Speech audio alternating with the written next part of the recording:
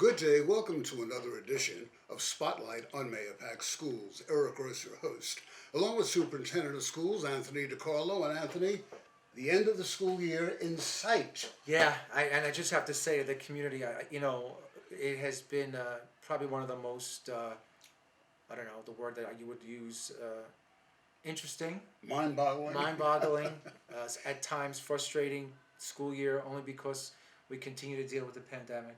But I want to thank the community, parents, students, teachers, the community at large for their resiliency and their compassion over the last literally 18 months. Really, again, you know, because of who we are as a community, we finished this year. I think in the best situation we could have ever thought we'd be able to do, being able to do some of these end of the year activities that I think nobody thought in the fall we would be able to do. The smiles on the kids' faces, you see it. They've been resilient, and it's a real a tribute to everybody. At the end of the day, the unsung heroes is the fact that we kept ourselves safe. We kept our kids safe, we kept our faculty safe, to our custodians, our bus drivers, our monitors, our secretaries, our food service, everybody, as a collective, to be able to get through this year, being unknown and get out at the end of it, and I think look at it as a new beginning, hopefully next September. It's just important. It was a team effort. Yeah, it is. It is. And listen, and I understand the frustration because, Eric, at the end of the day, there are a lot of decisions that are made above us, things that are put into law, guidelines that are put into place that we may not like, but based on the fact of they are state guidance and sometimes law, we have to follow it. And I think that we learned through it that we are resilient as a community, and that we were able to weather the storm. And what must have been so maddening for you and other chief school administrators, the guidelines were changing day by day. Case in point. And that's where the frustration is. We have to spend months ahead of time planning for end of the year events. So when we were planning months ago, we had a plan based on what the guidance was at that time. Right. In some cases, we can make some of those changes. In other cases, we can't. AKA moving up in graduation ceremonies that are taking place this week. So we tried our best. We're going to be able to make some changes, and we did. And we want the kids to have the best experience possible. But like you said, we're hoping that our governor, over the summer, sooner than later, makes a statement about masks and mandates in school and about remote learning come the fall. As our intention is we're back in school like we normally would be come next September. That's the important piece. You and your colleagues feel that's the way it's going to be. We're hoping so. That's what we want. We want the kids to come back to school 5 days a week. That's where they belong. Exactly. Yeah. Exactly. And and we'll see where he goes with the masks. Many, many accomplishments have taken place during this crazy topsy-turvy year. Awards this time of the year. You want to give a shout out to some of our student athletes in Mayapack. Yeah, so since we last met, we have our girls varsity softball team. First time ever, Section 1 softball champs. Just an incredible game a couple of weeks ago against North Rockland. We won in the bottom of the 10th inning, 1-0. You talk about resilience, you talk about dedication, you talk about hard work. Those girls did an incredible job, and it was just a great afternoon, and it really speaks about who Mayapack is. It was incredibly well attended, people from the community, ex-classmates, ex-teammates that came back and watched the game, the parents. It was incredible, and the entire team we honored this past Thursday night. Please look at our board meeting to see who those student athletes were. And then we just found out on Friday afternoon, Shannon Becker was awarded the second time in 2 years as the New York State Gatorade Player of the Year, which is an incredible honor. People will hear about Shannon Becker for many years to come. Yeah, but Shannon also had a lot of pressure on her Yeah. for the entire time that she was pitching for us. And, the afternoon that we won the competition, you could see in the girls' faces the elation, and their emotions got the best of them. And everybody teared up because it's not an easy feat to be able to do. Everybody's gunning for you every single time you get out there. And to the entire team, I just can't thank you for your resiliency and your championship. It's just kudos to you, ladies. But not only to give accolades to the student athletes, but others who take part in music and band and cheerleading. These students, in addition to all the work that they do in the classroom, the added work on top of that, they deserve the kudos as well. And that's what makes Mahopac such a special school system. If you really look at our students, many of them participate in a variety of different activities. Academically, go into some of the more highly competitive, institutions in the country, National Merit Scholarship Award winners, commended students. Yet these students are on the track team, are in an orchestra, are in illusions, are in the band, are in the chorus. We have such well-rounded students. And what's interesting over the last couple of weeks, Eric, as they come back from school and they're on the fields watching these games, and you ask them, talk to me about your experience.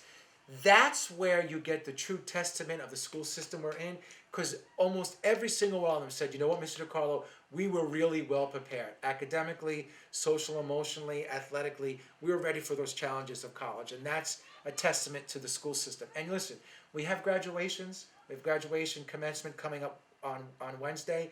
Yes, it's the end of a culmination. It's K to 12. It's all those teachers and staff that made that tomorrow at Wednesday night so special, that go into what makes Mahopac such a great school district.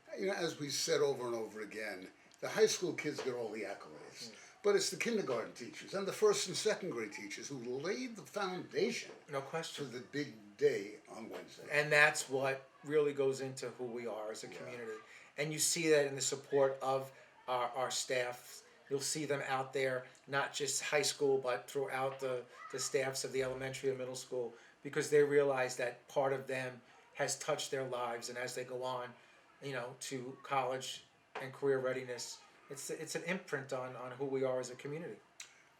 People are still hungry out there, and there's still people who are in need of food, and we understand that the Mahopac schools are going to continue their program throughout the summer. Yeah, we're definitely going to be able to do that, and whoever needs those specific meals during the day and on the weekend, that'll be available, and we're very, very excited about that. And again, we learned a lot during the course of this year. I think we've really modeled what compassion is about for others. We modeled about, working together, students working together, faculty working together, making changes left and right at the drop of a dime because of regulations happening. And I think everybody needs a break. I mean, I really mean that. This summer, I think people need to get away. They need to relax. They need to unwind. And then, recharge, hopefully for, somewhat normalcy come September. But there are some children who might need a little extra support this summer. And Mike Trombley is with us right now. He's going to tell us all about a special program taking place right here in the Mahopac schools. So Anthony, as we've been saying all along, it's been a very unusual year to say the least. And this summer is going to be a summer of support in the Mahopac schools. Yeah, and it's been a lot of work that's been done behind the scenes to make this happen. Mr. Trombley, our assistant superintendent for curriculum instruction, has worked diligently with his team. I'll tell you a little bit about some of the supports that we're going to be doing, especially for kids K to 8 over the course of the summer. And it just goes to show you that, this district always wants to be able to support kids. And then we had a very unique situation over the last 18 months, and we've really worked hard to put some supports in place for the summer of 21. Michael, welcome. Good to see you, Eric. Good seeing you. Tell us about this summer of support in Mahopac. So we have a number of summer programs that students have been accepted into or invited into. And we realize that there may be some students who did not get invited, but may also not be able to attend because of summer commitments or plans. So my team of instructional coaches sat down and wanted to create an option for them, because we know that some students may still require additional support. So we put together for our K through 8 students a program that is based in challenge-based learning experiences, that is meant to get kids engaged in becoming their best self over the summer, and to do something and learn things that they never had before. So my office will be shortly sending out information on how students can connect to that program. It's fully asynchronous, it's self-paced. We know that many people might be shy away from computer-based programs right now. We understand that, but we wanted another option to deliver to families who might be looking for some type of program to support their students' academic and social emotional development over the summer. To that end, we've also, because of the investment the community has put into technology and the support of the Board of Education of having technology, every student will have their Chromebook over the summer in K through 8, so they'll be able to access this program. So there'll be organized programs, and programs, not going to say disorganized, but programs for every child who wants to take part. Correct. They'll be able to connect at any time. It's self-paced, asynchronous. There'll be somebody monitoring your submissions. It uses the platform of Google Classroom, so our kids are familiar with that already. In my office, as I said before, we'll be sending out the invites and intro videos by the people who've created in the near future, probably later on this week.